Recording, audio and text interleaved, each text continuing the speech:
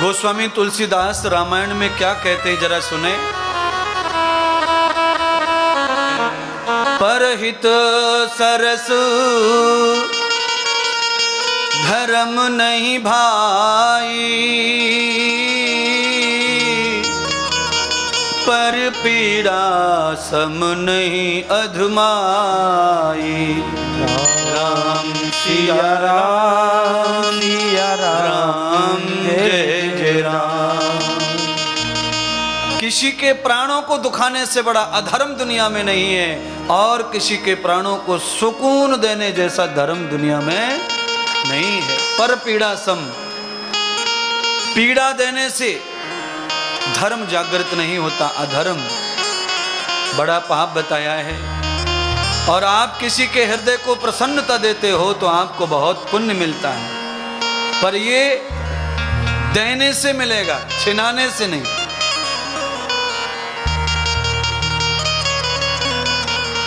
आपके बच्चे का विवाह है, पैसे नहीं है, तो आप भगवान से प्रार्थना करो कि कृपा करो गुरुदेव, मेरा ये काम पूरा हो जाए। जब ना पूरा हो तब लौट कर कहना प्रभु प्रार्थना की नहीं पूरा हो, और तब बुद्धि खराब करो। जरूरत भगवान पूरी करते हैं, ये शास्त्र भागवत कहती है। आज श्रीमद् भागवत में भगवान सूत जी ने शौनक आदि ऋषियों को जो कथा सुनाई वो सुना रहा हूं। बृहदो इदन्न ममं प्रियाः तन्त्वा भागवतं ग्रंथ उपार्जितं यथा रूपं कस्यं कारणं भवेत्।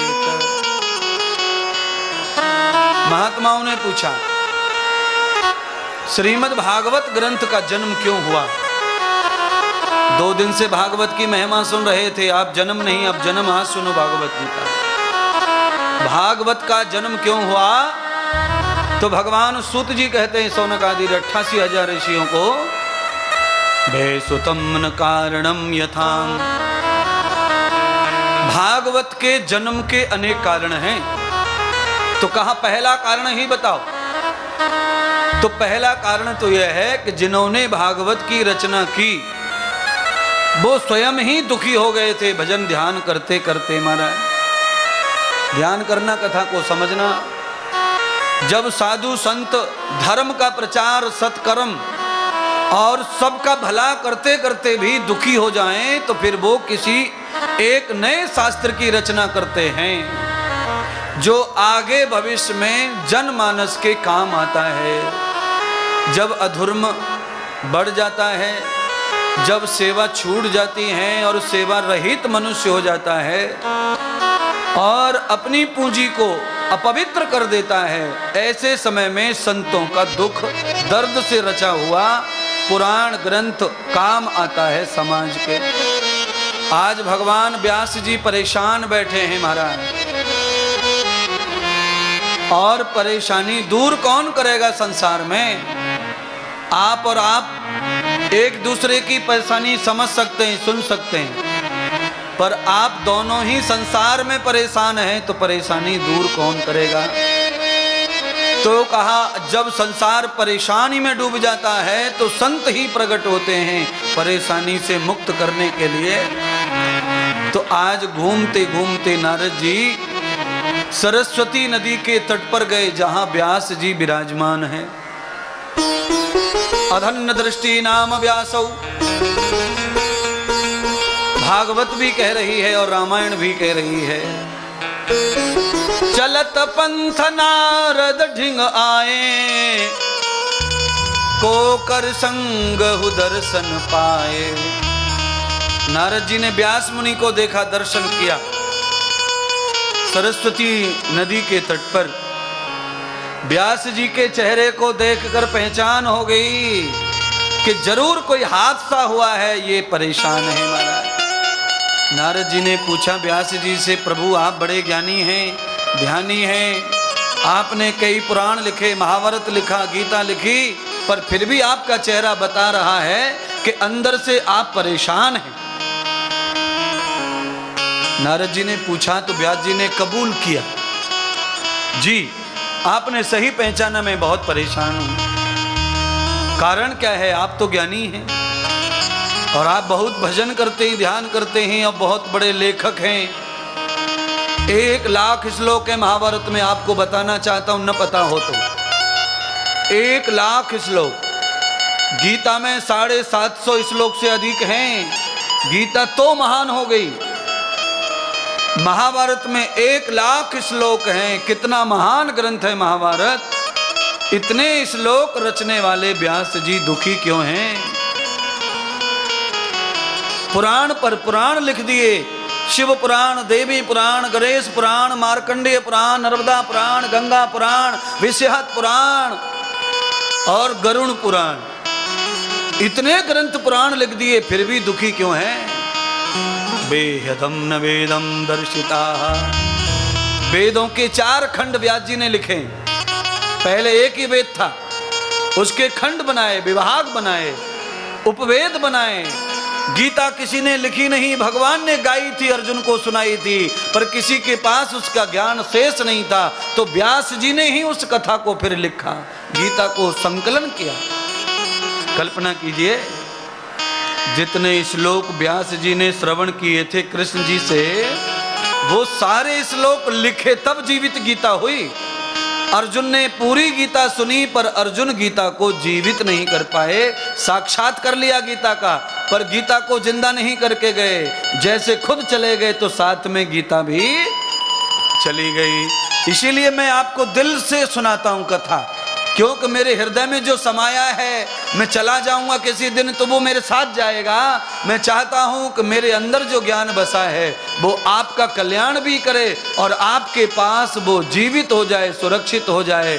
कल किसी को आप कह सकें महात्मा नहीं रहे, पर ज्ञान जीवित रहना चाहिए। शरीर है आने जाने वाला सामान है, ये आया है जाएगा।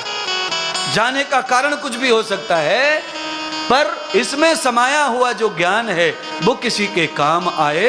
इसीलिए मैं ज्यादा सुनाता हूं, बेहद सुनाता हूं, और करोड़ों लोगों को ये ज्ञान बहुत पसंद है, बहुत प्रिय है। लोग काम छोड़कर टीवी पर बैठते हैं, नौकरी छोड़कर टीवी पर बैठते हैं, क्यों? प्रिय है। और गोस्वामी कहते हैं, जानो जो जाने ताहे देव जनाई। जानने वाले बहुत हैं। जैसे बुरे लोगों की कमी नहीं है, तो जगत में अच्छे लोगों की भी कमी नहीं है महाराज। आपको क्या लगता है? अरे दिन भर सूरज से प्रकाश होता है तो घड़ी में 12 ही घंटे प्रकाश होता है। दिन छोटे बड़े होते हैं, पर घड़ी में कभी मिनट छोटी बड़ी होती नहीं है। हाँ, दिन छोटे बड़े होकर भ्रम में पड़ जाओगे, दिन बड़ा हो गया, रात छोटी हो गई। पर देखना, जितने प्रकाश रहता है उतना अंधकार भी रहता है। कभी रात छोटी दिखाई पड़ती है तो बदला लेती है रात, फिर दिन को छोटा कर देती है। हाँ, समझ गए महाराज? दिसंबर से दिन छोटा होना लग जाता है, और इतना छोटा हो जाता है कि खाते पीते दुकान खोलते ही दुकान बढ़ाने का समय आ जाता है। 4 भी ग्राहक नहीं आए तब तक दिन छुप जाता है, और घड़ी में तो 4:30 बजते हैं पर रात होने लग जाती है महाराज। ये हाल है। पर धीरे धीरे जैसे ही अप्रैल मई में घुसेंगे तो रात होने का नाम लेती नहीं है।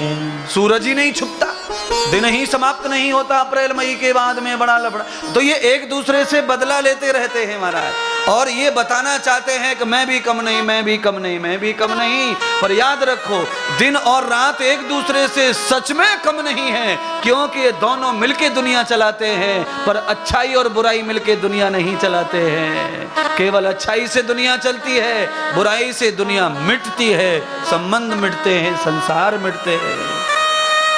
प्यार नहीं तो इकरार कैसा, प्यार नहीं तो इकरार कैसा। अरे तुम मिले किस कारण मिले, प्यार नहीं तो मिलने का फायदा क्या? आप सब जानते हैं, गोस्वामी तुलसीदास लिख के गए हैं, वहां न जाइए जहां कंचन बरसे नेह, सोने की असरफियों से कोई तुमको तोल दे पर प्यार ना हो, उस घर की देहरी पर पैर नहीं रखना चाहिए। हाँ, क्या करेंगे भैया सम्मान का? दिल में कुछ और है और दिमाग में कुछ और है। वहां खतरे से खाली नहीं रहता है जीवन।